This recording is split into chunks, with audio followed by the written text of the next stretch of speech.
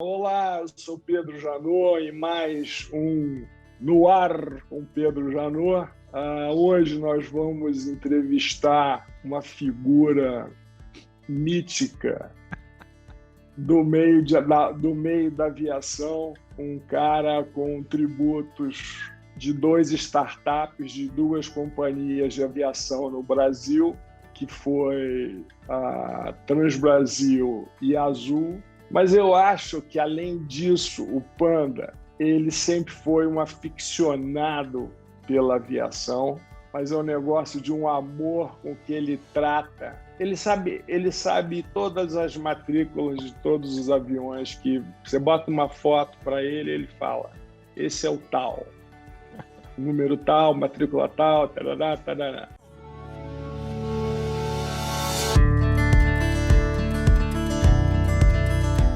Panda, seja bem-vindo. Queria ouvir de você uma apresentação rápida da sua história. Ô Pedro, em primeiro lugar, é sempre um prazer estar com você. Nós somos colegas na Azul desde o comecinho, antes até da Azul começar, a gente já estava juntos. Então é uma alegria te rever. Ao longo dos anos que a gente trabalhou juntos, de colegas passamos a ser amigos e eu passei a ser teu fã também.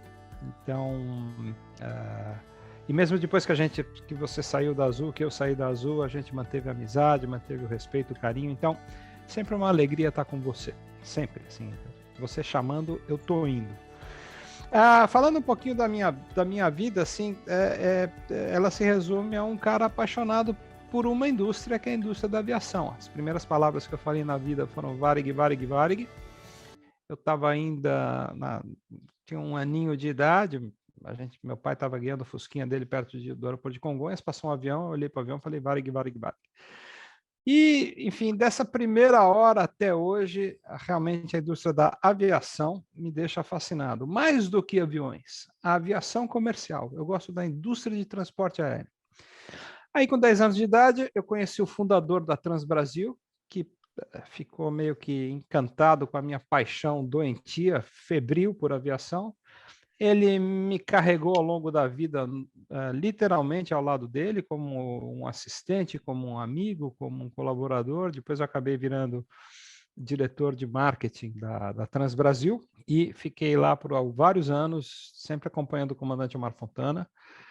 Mas aí uma hora eu achei que tinha que sair, que as coisas não estavam indo como eu achava que tinham que ir. E em 97 eu deixei a Transbrasil e voltei para a minha atividade, minha profissão, que é publicidade. Eu me formei, trabalhei e exerci a profissão de publicitário por um quarto de século, trabalhando em agências de propaganda como diretor de arte. Pessoa responsável por criar o visual ou criar a parte, digamos, gráfica das peças impressas, criar filmes, criar peças publicitárias variadas. E trabalhei, enfim, foi o que eu aprendi a fazer, o que pagava as contas. Mas a aviação sempre foi uma paixão e no ano 2000 eu montei minha própria empresa junto com meu pai. A gente fez uma incubadora, na época incubadora de sites, que era um grande negócio. A gente começou a desenvolver plataformas online e cuidar um pouquinho disso. Eu comecei a pegar clientes no setor de aviação e comecei a escrever mais seriamente para revistas de aviação, que acabou me dando uma certa visibilidade no setor. E estava lá feliz da vida, cuidando dos meus clientes, a minha empresa, era um home office, a vida estava super redondinha. Aí, em 2008, batem na porta, entra o David Neeleman, fundador da Azul, falando, eu quero montar companhia no Brasil. Vamos montar companhia, vai ser muito bom. Falei, tá bom, David, vamos, vai ser muito bacana, se Deus quiser, tal, mas você fala tudo de você, quero saber. Aí ele fez uma sabatina de 3 horas, no final ele falou, Panda, você não gostar da aviação, você ser louco por avião, você tem que ir para o hospital ficar preso lá, porque você ser maluco por avião. Eu falei, é verdade, eu sei. E aí ele falou em inglês, né? Falou, you can't teach passion. Você não pode ensinar a paixão. Você não pode. Paixão a gente não aprende. A gente tem ou não tem, a gente sente ou não sente. E você não ser apaixonado, você ser maluco, você ser louco por avião. Então vem ser nosso funcionário, vem trabalhar com nós. Falei, já fui. E O assim número um, então você foi o número um da companhia. É. Ah, tinha uma história do Gerald quando você, quem era o número um, mas número um você, para mim, era você. Não, é que assim, isso é assim, o crachá número 1 era meu mesmo. Eu fui a primeira pessoa registrada na folha de pagamentos da empresa. Mas eu sempre falei para o Gerald que essa discussão era ridícula. Se eu era o 1, ele era o -6, -7. Ele estava naquele grupo que fundou, assim, eles vieram dos Estados Unidos fundar a companhia. Eu sou o primeiro tupiniquim registrado na folha. E ele é o pele vermelha número 02, 03, enfim, partindo do pressuposto que os índios Comanches, Sioux, ou enfim, ou os Navarros, que são a tribo dos índios de lá, são realmente os fundadores. É que eu estava desde o comecinho. Eu e o Miguel Dal, nós somos o número 1 e o número 2. E para o Miguel não ficar chateado, eu falo o seguinte: ó, eu fui o primeiro aeroviário e você o aeronauta número 1. Aí ele gostava, assim, tal.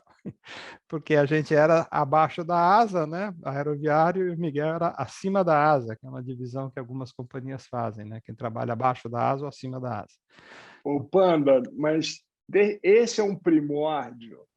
Os peles vermelhas chegaram no Brasil e tinha uma caixa de sapato com um projeto dentro. Era um projeto tímido. Como é que estava essa caixa de sapato? Olha, era uma caixa de sapato que basicamente, quando a gente abriu, o que veio lá de dentro, no primeiro encontro, assim, isso que me deixou surpreso. Quando eles viram minha paixão, ao invés de eles continuarem me perguntando coisas, eles falaram: peraí, dá uma olhada no projeto da companhia. A gente se conhecia há menos de uma hora. Eles abriram a caixa preta completamente. E aí eu falei: uau, isso vai arrebentar, tem tudo para arrebentar, mas dá para melhorar esse projeto. Ah, é como? É, assim, de cara, vocês estão prevendo voar os aviões durante o dia. No Brasil, você pode voar à noite também. É muito comum você voar entre, por exemplo, o sudeste do Brasil e o nordeste do Brasil à noite, por tarifas subsidiadas, reduzidas em média 30%, mas essa é uma tradição brasileira. Você quer voar durante o dia, num horário mais confortável, paga 100. Quer voar de madrugada, vai pagar 60, 70 pontos daquela tarifa de 100 que foi cobrada de manhã. Aí eles me olharam e falaram: não, mas isso não existe. Ninguém voa às 3 horas da manhã de Chicago para Nova York. Falei: mas aqui você pode ter certeza que as pessoas vão às 3 horas da manhã de São Paulo para Salvador ou de São Paulo para Fortaleza. E aí falei: não, gente, tem um monte de coisa aqui que dá para melhorar, vamos fazer uma tropicalização do projeto. E aí a gente foi trabalhando, você chegou logo em seguida. Mas, Panda, vamos lá, a gente foi trabalhando e desse trabalhando eu faço a seguinte pergunta. O projeto era muito menos audacioso do que se transformou. Era. 2, quem foi que tropicalizou a pintura dos aviões? Como é que a pintura tinha vindo, né? Porque, claro, todo empreendimento começa com a marca, né? Com uma ideia de marca, de produto, quer dizer, a ideia de produto. Como é que foi isso? Bom, são duas coisas interessantes. O primeiro projeto previa um número de 40 aviões nos primeiros 5 anos e 25 cidades servidas. Em 5 anos, a gente já estava com aproximadamente 80 aviões e 60 cidades servidas. Não, peraí, em 5 anos? Não, a gente estava com quase 100 cidades servidas. Depois, com a fusão da Trip, passou de 100 cidades, foi para quase 110 cidades. Então, a empresa simplesmente explodiu, assim, né? Porque era um projeto muito sólido e o Brasil precisava de uma ideia fresca, diferente do que era feito na aviação. Então, assim, a gente teve um encontro muito feliz da necessidade, da ânsia do brasileiro de encontrar opções mais inteligentes e diferenciadas para voar, um momento macroeconômico favorável, né, de uma relativa estabilidade na economia, estabilidade iniciada pelo governo FHC e mantida na primeira gestão, na primeira administração do governo Lula. Então, o mercado estava em franca expansão. E ainda que Gol e Latam e na época a Avianca colocassem voos em cima dos nossos, tentando... Não, eles tinham 98% do mercado TAM e Gol. 89, o contrário. Tinham 89.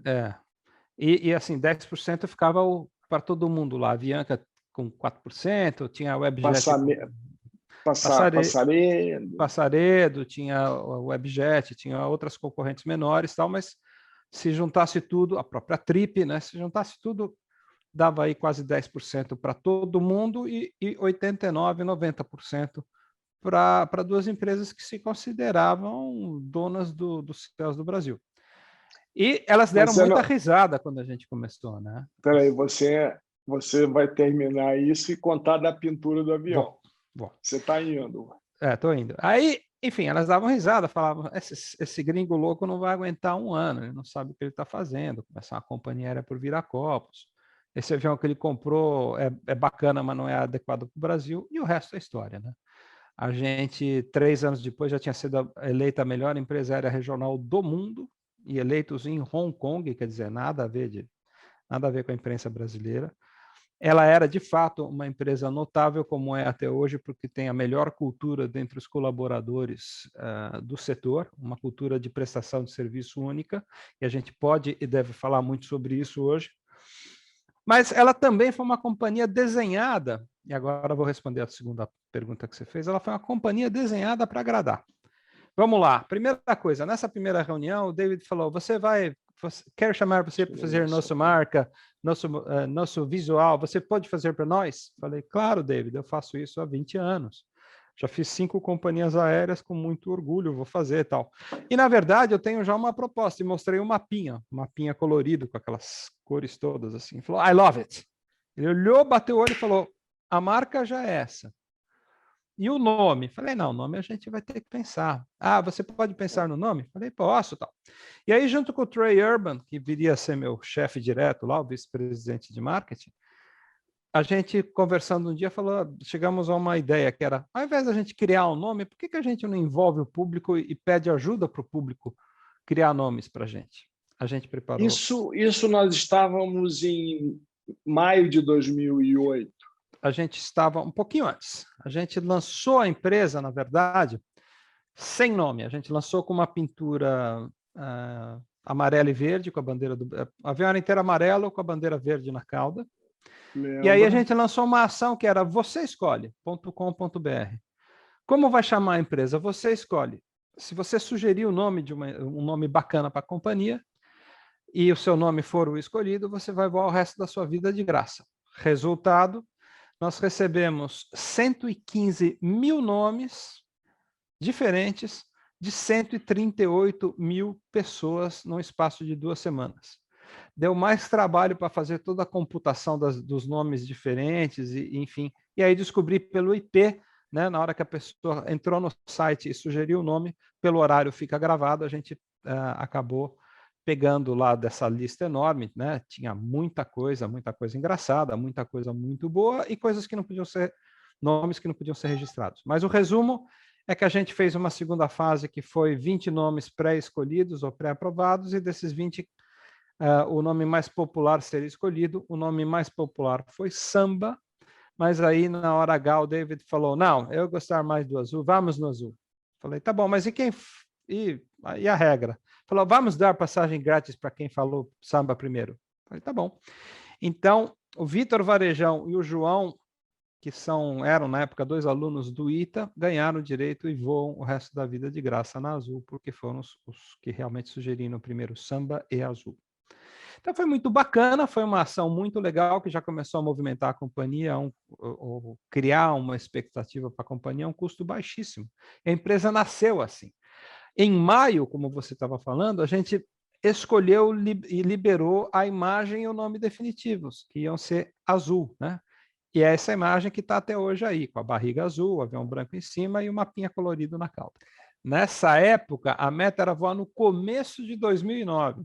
Quando você entrou, é que aí o David e o pessoal teve a ideia de adiantar o processo, arrendando 2 aviões da JetBlue para fazer com que a certificação andasse mais rápido. A gente ia certificar a companhia com aviões que não eram tecnicamente comprados da Embraer, mas eram Isso. arrendados da JetBlue, e isso fez com que a gente ganhasse aí quase 3 meses no processo, né? Ô Panda, me conta uma coisa aqui. A gente estava fazendo um startup. Me conta um pouco como é que a gente pode fazer um startup melhor do que nós fizemos. Quer dizer, o que faltou? Qual foi ainda cedo no startup? O que faltou a gente fazer melhor? Cara, nunca me fizeram essa pergunta. É uma pergunta incrivelmente desafiadora.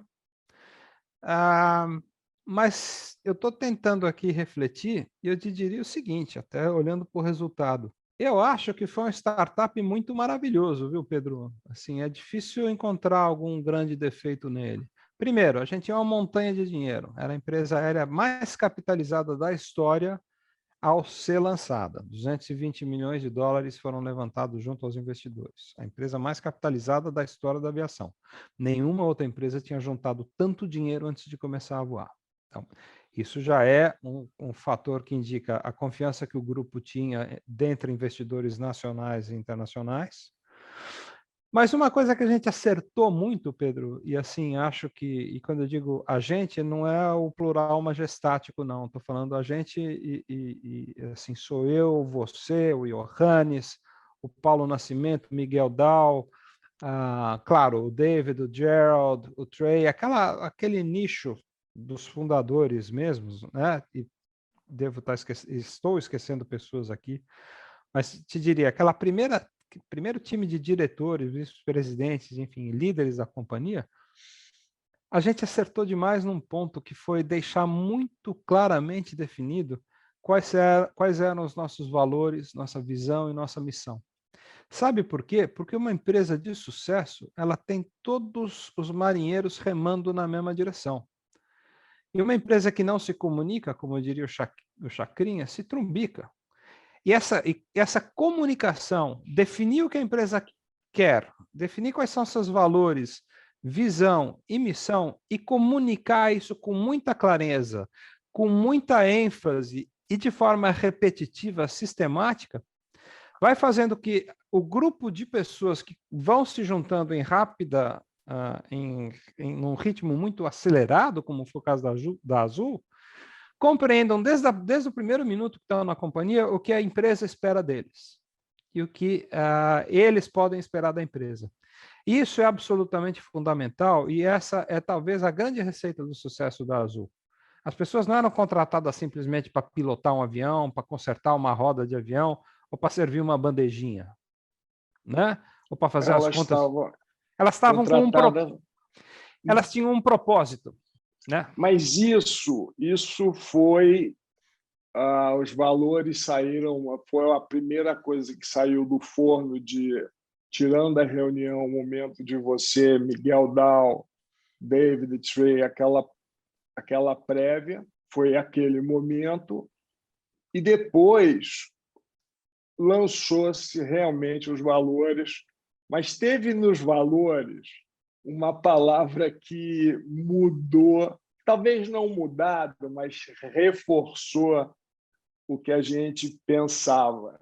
Tinha um valor que era paixão, e era o paixão para a aviação. E depois nós mudamos, fizemos uma química e chegamos à paixão pelo cliente. E isso foi, junto com os valores e o sonho, isso foi determinante para fazer essa companhia absolutamente focada, matadora. E isso você estava junto nesse meio, e quando a gente começou a usar a palavra cliente, não tinha mais, em 15 dias, ninguém mais falava em passageiro dentro de casa.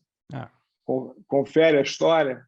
Sim, é isso. Na verdade, a gente teve um primeiro momento que foi, como você estava lembrando, algumas discussões prévias em que a gente, num grupo pequeno ainda, cada um jogou mais ou menos o que achava que tinha que ter dentro dessa poção mágica.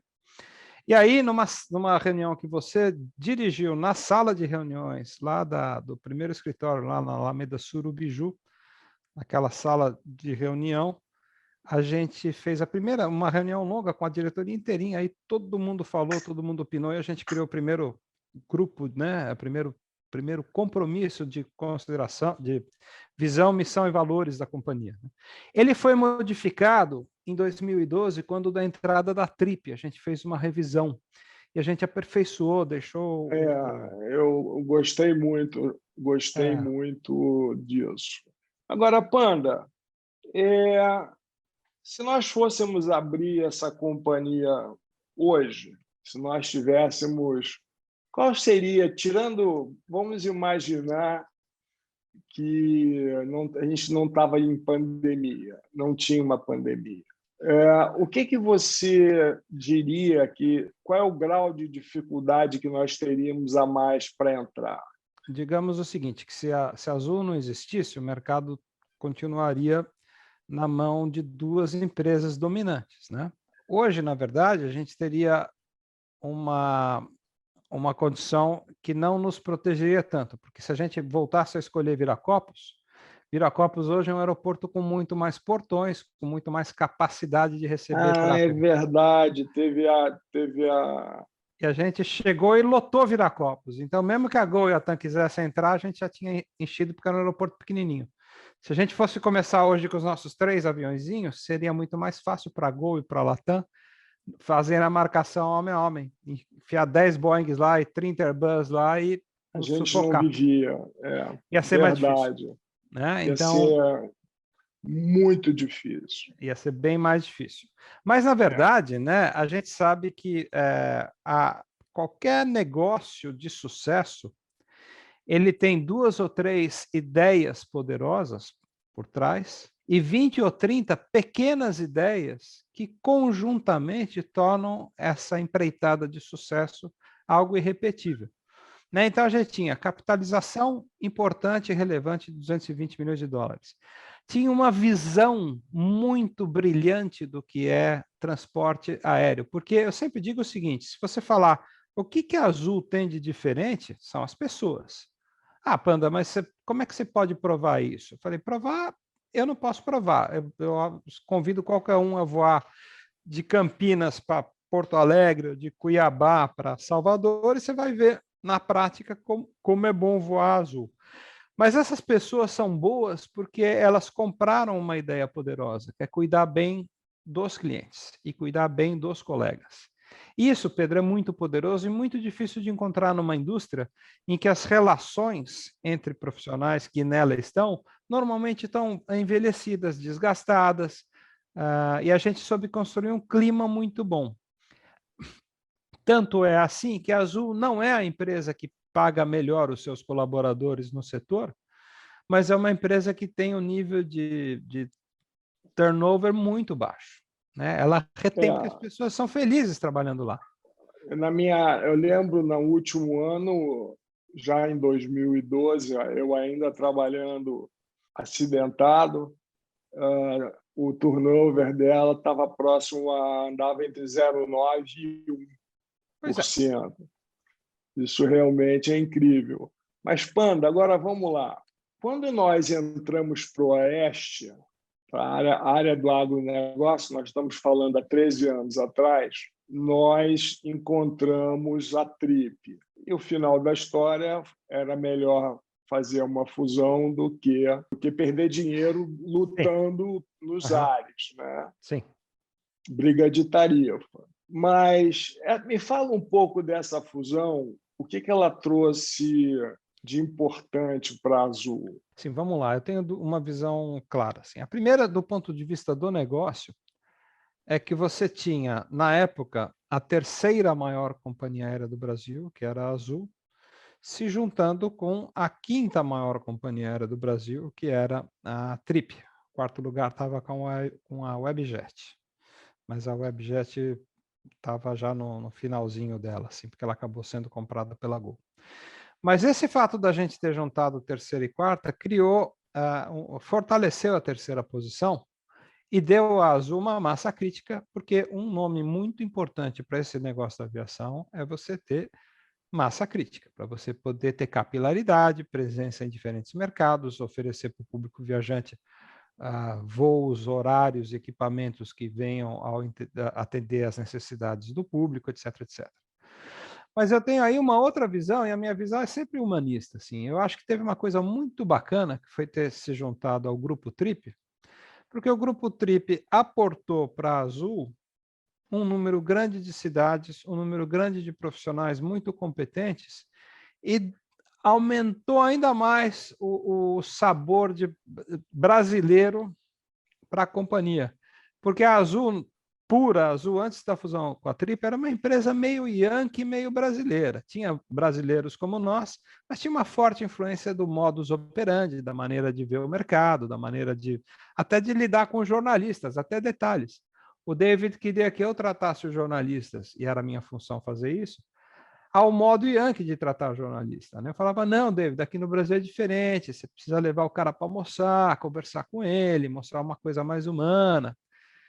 Ele falava, não, você tem que mostrar os números, dados, fatos. Eu falei, depois, primeiro eu preciso ganhar essa pessoa, primeiro eu preciso construir uma relação de confiança com ela. Então, esse é um exemplo muito pequeno, é um exemplo da minha área, mas eu lembro como a Azul ganhou ao se fundir, é minha opinião, como a Azul ganhou ao se fundir com um grupo de larga tradição nos transportes, né?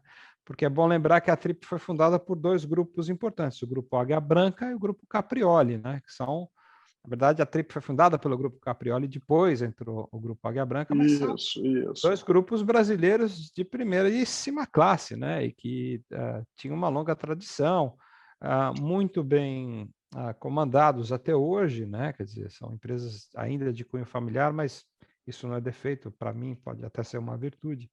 Então, achei que foi muito bacana isso, porque uma coisa que eu sempre gosto de dizer, e eu vou morrer repetindo isso, é o seguinte: quando as pessoas te perguntam, você fala assim, Panda, você está em que setor? Transportes aéreos, né? Falo, não, eu não estou em transportes aéreos. Eu estou no setor de serviços de transporte aéreo. E qual a diferença? A diferença é fundamental. Serviço, vem do radical latino servus, que é escravo. Nós somos escravos das necessidades do público viajante. Nós estamos lá para servir como um escravo, como um servo, aquilo que o público quer na hora de viajar. Portanto, como servos que somos das necessidades das pessoas viajarem, a gente nunca pode esquecer a importância do elemento humano. Porque quando a gente lembra de uma boa viagem de avião, a gente não está lembrando da poltrona, do filme que você assistiu, do equipamento, se é o 787/8/9 ou /10. Ninguém sabe disso. Só nós, os fanatiquinhos, é que lembramos disso. O que as pessoas realmente lembram é a qualidade da interação que elas tiveram com a comissária, com o speech bacana do comandante, a maneira simpática, gentil e descomplicada com que foi atendida no aeroporto. Quando ligou para um call center e a questão foi resolvida rapidamente, sem ficar uma hora esperando, ouvindo aquela Elise martelando sua orelha ou coisa pior. Para mim, a coisa mais importante na indústria de transportes aéreos é a qualidade das pessoas que nela atuam. Eu te falo isso com a experiência de quem voou 202 companhias aéreas, tem 9.000 horas de voo, e voa para 116 países, até porque o meu hobby é colecionar país e companhia aérea, eu faço isso sempre que dá. Então, não falei que era um animal diferente, mas tá bom. Ô, Panda, como é que era trabalhar num departamento de marketing que tinha recursos muito escassos e todo mundo na companhia, quer dizer, todo mundo que mandava na companhia se achava um grande entendedor de marketing? Essa foi uma condição que veio de largada, porque o David, na primeira ou segunda reunião, falou: eu não gosto de vocês, caras de marketing. Eu tenho que fazer marketing como eu tenho que tomar uma vacina. Não faço porque gosto, faço porque é necessário. Então, por mim, eu gastaria zero. Ele fazia assim, com marketing. Porque o melhor marketing é boca a boca. É a opinião das pessoas que contam. Não pagaram um anúncio, fazer um anúncio na televisão, gastar milhões de dólares para falar qualquer coisa que ninguém leva a sério, porque ninguém acredita em propaganda. Eu falei, olha, David, eu respeito a sua visão. Eu, como pessoa que trabalhou e trabalha há 30 anos com publicidade e propaganda, me dou o direito de ter uma visão distinta. Eu acho que marketing é fundamental, mas talvez, de fato, o mundo está mudando hoje. Não é mais aquele marketing que eu aprendi a fazer 30 anos atrás. E aí, quando eu vi que o budget não, era realmente, né, o orçamento era realmente muito reduzido, eu peguei e falei, bom, então tá, então eu vou ter que fazer alguma coisa aqui com uma grana muito apertada. E em função disso, a gente começou a fazer uma série de pequenas ações, né? Como, por exemplo, as pinturas especiais, e tem uma atrás de você aí, o Papa Juliette Novembro, o avião que você recebeu de presente da companhia em reconhecimento à sua história, ao seu legado lá. Mas essa coisa de fazer pinturas especiais veio dessa necessidade de fazer alguma coisa que fizesse com que a Azul fosse notada, porque eu não tinha grana para fazer publicidade e propaganda. E o que é pintar um avião com uma pintura especial? É basicamente gastar o preço da tinta, né? Você pinta um avião pelo preço que você faria um comercial de televisão, que duraria 30 segundos, e você vai ter um avião que pode passar uma mensagem poderosa por 7, 8 anos com essa pintura. E aí vieram uma série de ideias, fazer o bandeirão, fazer o avião com o capacete do Senna, que foi um negócio que a gente curtiu fazer isso juntos. Enfim, teve uma série de pinturas especiais, e algumas delas me deixam orgulhoso até hoje, como, por exemplo, aquela iniciativa de pintar os aviões de cor-de-rosa para defender a luta contra o câncer de mama. E eu vou te lembrar de uma passagem que, quando eu apresentei essa ideia, né, falei, olha, pessoal, eu sugiro a gente pintar alguns aviões de rosa e fazer as tripulações rosa, tripulações femininas. Eu lembro de uma pessoa importante lá na companhia que olhou para isso e falou, vamos dizer que nós somos a companhia aérea gay. Isso nunca vai funcionar, cara. Isso nunca vai dar certo. Essa é uma ideia ridícula. E aí eu lembro do David olhando para essa pessoa e falando, você está totalmente errado. Totalmente errado. Aí o David olhou para mim e falou, Panda, I love it, let's do it.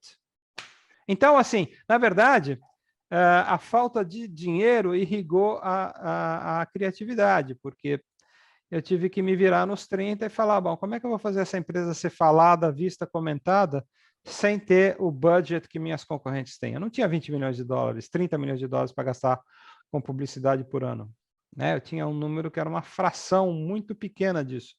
Então, aí a gente foi fazendo uma série de pequenas ações, batizar os aviões, enfim, abraçar essa causa do câncer de mama, que foi legal para burro, e é legal até hoje, a empresa até hoje faz isso. Fizemos as comemorações nos aeroportos. Genial, algo absolutamente genial. E eu estava lá e realmente me emociona até hoje. E eu demorei para tirar a Azul dentro de mim uns 5 anos. Eu não conseguia pensar na Azul como se, sabe, eu fiquei 5 anos para tirar ela, né, desencarnar ela de mim, e ainda sou um admirador enorme. Agora, Panda, me fala aqui, quais são os projetos que você está trabalhando hoje? O momento, de fato, é um momento que continua desafiador, né? O número de trabalhos de consultoria no setor de aviação continua próximo de zero, porque as empresas estão aí sofrendo muito para conseguir se manter vivas, né? É um jogo que passou a ser um jogo de sobrevivência. Então, se você está com a sua própria existência em risco, você não vai ficar prestando atenção na cor do esmalte, se o cabelo está penteado ou não. O nome do jogo é sobreviver. Então, assim, coisas mais acessórias, e o trabalho, por exemplo, de consultoria, né, externo, não se justifica no momento em que milhares de pessoas estão sendo mandadas embora. Sabendo disso, né, eu continuei a investir na minha carreira, na minha formação, dei maior ênfase à produção de conteúdo, fiz 3 livros já na pandemia, estou iniciando o 4º livro sobre aviação. Criei meu próprio canal no YouTube, que é o Panda Aviation, que dá bastante trabalho, mas também dá bastante prazer em fazer. Tenho feito muitas palestras no Brasil e fora do Brasil. A semana passada fui convidado para ser professor universitário de aviação por uma faculdade no Brasil, estou pensando em aceitar. E dei uma série de palestras na prestigiosa Universidade de Cornell, aqui nos Estados Unidos, porque eles têm lá um curso de Travel Industry e Hospitality Industry, né? Então, eles me chamaram como não um professor adjunto, mas uma pessoa que pode dividir experiências nesse setor com os alunos. Eu fiquei super honrado que a Cornell é uma das melhores faculdades do mundo, né? Então, eu terminei uma série de 3 palestras na semana passada. E, enfim, eu tenho me divertido muito, porque uma coisa que eu realmente amo é trabalhar. Eu amo menos ter emprego, né? Eu estou muito feliz por ter a flexibilidade que eu tenho, que faz com que eu, por exemplo, se você me ligar às 7 horas do domingo, eu vou atender na primeira batida do telefone. Falar, alô? Você vai falar, Panda, são 7 horas da manhã do domingo, você não está dormindo? Fala, não, estou trabalhando aqui nesse computador desde as 6 horas da manhã. Por quê? Porque eu morro de tesão pelo que eu faço. Então, quando dá 6 horas da manhã do domingo, posso ter ido dormir tarde ou não, 6 horas da manhã eu viro na cama falando, nossa, hoje eu vou ficar, uau, eu quero fazer isso, isso, isso, isso. Eu vou para o computador e fico trabalhando até minha mulher me arrancar. Continua um garoto Sobre esse brincando de aspecto. continua um garoto brincando de avião. Eu acho que esse é o caminho para o mundo pós-pandemia. O mundo pós-pandemia, quando a atividade econômica vai retomar, quando as companhias aéreas sobreviventes vão trazer de volta aqueles que eles dispensaram, vão tirar os aviões do deserto, vão, enfim, voltar a conectar o mundo e unir as pessoas, esse mundo vai precisar de gente com conteúdo, vai precisar de gente com história para contar, vai precisar de gente com experiência. E tanto quanto precisava antes da pandemia. Então, eu estou investindo para não envelhecer, para não caducar e para não ficar de pijama, né? Porque, enfim, é tudo questão de você acreditar. Eu, antes da pandemia, nunca tinha editado, eu não sabia editar um vídeo nem em celular. E hoje eu faço o meu canal inteirinho sozinho. Curva de aprendizado, cara. Eu lembro, o canal vai fazer 1 ano semana que vem, né? Eu lembro exatamente da minha sensação de pânico de eu ligar o computador e falar como é que eu vou aprender a editar vídeo, colocar música, trilha, onde é que eu vou achar, como é que eu vou baixar, enfim. E esse pânico eu falei, não, vou uma coisa de cada vez. Eu vou aprender a editar, vou escolher um programa, ver o tutorial e fui indo. Então, em 5, 6 dias editei meu primeiro vídeo, que é uma porcaria, né? Muito tempo, série de erros e tal. Mas, cara, você vai aprendendo, você vai se reinventando. O grande risco é você achar que você não pode. O grande risco é achar que não dá. O grande risco é você olhar para os desafios e falar: "Ih, a vida ela é feita de pessoas que normalmente empreendem e têm sucesso não porque desconsiderem os riscos, né? Mas porque olham para esses riscos e falam, tá bom, e daí? Eu vou lá, vou dar uma Vambora. peitada, vamos embora, meu. Você é um cara que me ensinou isso. Antes de eu trabalhar com você, eu era um cara assim, eu sou capricorniano metódico, e eu sempre achei que você tinha que estruturar tudo perfeitamente, e quando o produto tivesse completamente Absolutamente. perfeito, você lançava, porque aí ele não podia ser criticado, e blá, blá, blá. E eu era assim, falava, não, vamos trabalhar mais um pouquinho, vamos cuidar. Você chegou para mim e falou, Panda, põe na rua. Aí o que não tiver legal, a gente vai corrigindo, a gente vai fazendo, a gente vai melhorando. Põe na rua, Panda. Para com esse negócio de querer fazer tudo perfeito. Põe o teu bloco na rua. E aí, se a gente atravessar o samba, vem alguém dar uma pitada, a gente acerta. Ou como diz os caipiras, né? É no andar da carroça que as abóboras se ajeitam, né? É isso aí. Põe a carroça na rua, a abóbora vai ajeitando e pau na máquina. Ô, Panda, para as pessoas que estão vendo esse nosso encontro, dê para elas um livro, algo ligado ao tema da aviação, que valesse a pena ler e as pessoas iriam descortinar um novo mundo para elas. Olha, os livros, enfim, os livros que eu recomendo, assim, que me marcaram, sobretudo no setor da aviação, são livros que eu acredito que não estejam editados em português. Eles são livros, basicamente, que contam a história, a saga de grandes empreendedores e grandes empresas aéreas. Mas tem um livro que eu recomendo porque eu acredito que é uma história universal, é uma história absolutamente maravilhosa e parte dela tem a ver com aviação, mas uma boa parte não tem a ver com aviação. É a história do Richard Branson, né? Que é o fundador do grupo Virgin. E ele tem já 2 ou 3 biografias, uma autorizada, uma não autorizada, uma que está na 18ª edição. Então, se você entrar no Google, na estante virtual, enfim, qualquer local em que você possa adquirir livros, seja online ou não, procure os livros ou as biografias do Richard Branson, porque ele é um cara absolutamente fascinante, tem uma história de empreendedorismo sem paralelo, acredito eu, nos últimos 50 anos, e ele começou vendendo discos no quarto dele. Ele pegou a mesada dele, comprou alguns discos e começou a fazer envio de discos na cama dele, no quarto dele, enviando discos por correio para quem morava longe das grandes cidades. E desse negócio que começou na cama do quarto dele, ele se transformou num empresário de alcance global, num visionário da nova era que hoje está patrocinando e investindo nas primeiras viagens de turistas espaciais. Tem o grupo Virgin, que tem a gravadora Virgin, a Virgin Atlantic, que é a companhia aérea, e transformou e entendeu e conseguiu mostrar para o mundo qual a importância da força de uma marca. E, guardadas as devidas proporções, eu acho que um dos ativos mais importantes da Azul, depois das suas pessoas, é a força da marca da Azul.